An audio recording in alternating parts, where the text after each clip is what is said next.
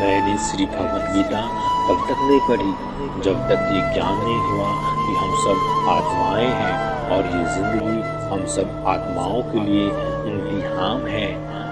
अपने अंदर से अपने सबसे अच्छे रूप को बाहर निकालना और भगवत गीता इस इम्तिहान को पास करने का सबसे अहम किताब है। भगवत गीता की 18वें अध्याय है और ये संस्कृत में परमात्मा द्वारा दी गई थी। समय के साथ साथ संस्कृत भाषा राजमरा की जिंदगी से निकल गई। ये ज्ञान मनुष्य से दूर हो गया। समय समय पर भगवत गीता के साधारण अक्षरों में पक्षपात किया गया। इसी कोशिकाओं को आगे बढ़ाते हुए आने वाले कुछ मिनटों में आप सभी भाई बहन को मैं आपके चरणों में समर्पित करने जा रहा हूँ। ये ज्ञान परमात्मा ने भगवान कृष्ण के द्वारा सबसे बड़े परम युद्ध महाभारत की रणभूमि में क्षेत्र में अर्जुन को कुछ 5000 साल पहले दिया था। ये वो वक्त था जब बार बार धर्म का उल्लंघन परमात्मा का डर मनुष्य से निकल गया। लालच की होड़ में भाई ने भाई को मारने की कोशिश की। यही नहीं, एक ब्याहता स्त्री को भारी सभा में अपने बड़ों के सामने उसकी इज्जत उतारने की कोशिश किया गया। इससे पहले मनुष्य जाति धर्म युग से निकलकर पूर्ण रूप से कलयुग में जाती। युद्ध के रणभूमि में युद्ध से पहले परमात्मा ने गीता भगवान कृष्ण के द्वारा मनुष्य जाति के कल्याण के लिए दी।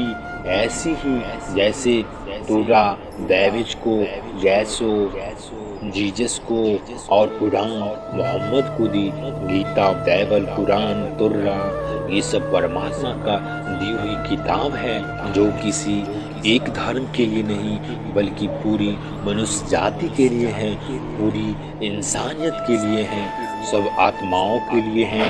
ये किताब पढ़ने से सभी आत्माओं को मुक्ति मिलेगी। परमात्मा भगवत गीता में कहते हैं, मैं ही शुरुआत हूँ और मैं ही अंत हूँ।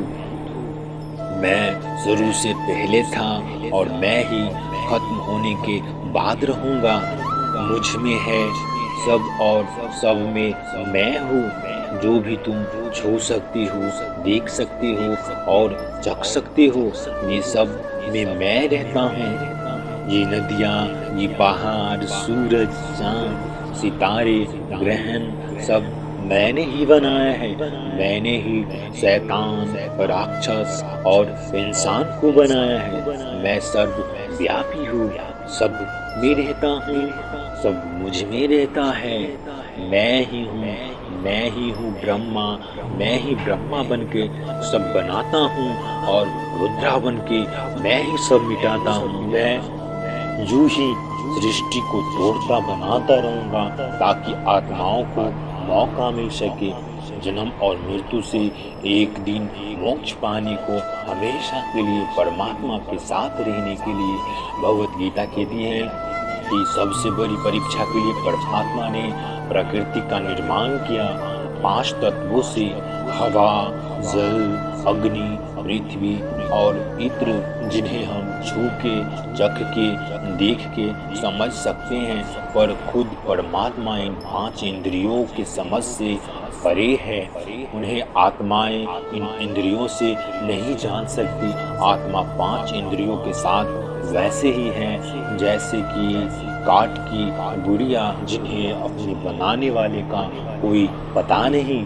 अर्जुन को भी भगवान ने अपने विराट रूप दिखाने के लिए भगवान कृष्ण ने दिव्य नेत्र दिया। भगवान कृष्ण कहते हैं कि आत्मा अजन्मी है, उसे कोई मार नहीं सकता, कोई जला नहीं सकता, काट नहीं सकता, लेकिन आत्मा को परमात्मा के साथ हमेशा के लिए रहने के लिए ये परीक्षा रूपी जीवन में बैठना ही पड़ेगा।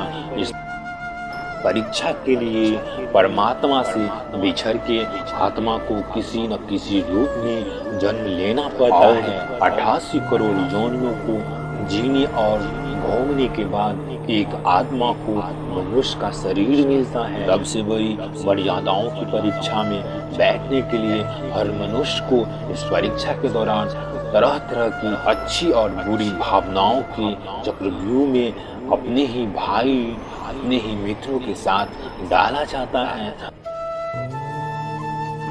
हर आत्मा को अपने अंदर के काम से और राक्षसी अवगुणों से निकाल कर सात्विक जीवन में प्रवेश करने के मौके मिलते हैं। हमारे तामसिक गुण वो है जो हमारे अंदर हीन की भावना पैदा करके हमें खुद को उदास और नुकसान पहुंचाते हैं। इस परीक्षा के दौरान हर एक आत्मा को तामसिक गुण को खत्म करके सात्विक गुण से परिचित होना पड़ेगा।